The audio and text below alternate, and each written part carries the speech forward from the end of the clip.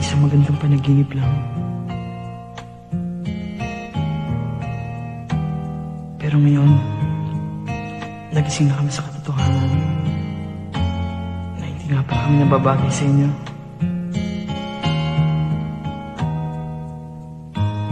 Ang tanging pakiusap lang naman namin, huwag niyo sana ipagkait na mahal namin kayo. Mahalin ng labis.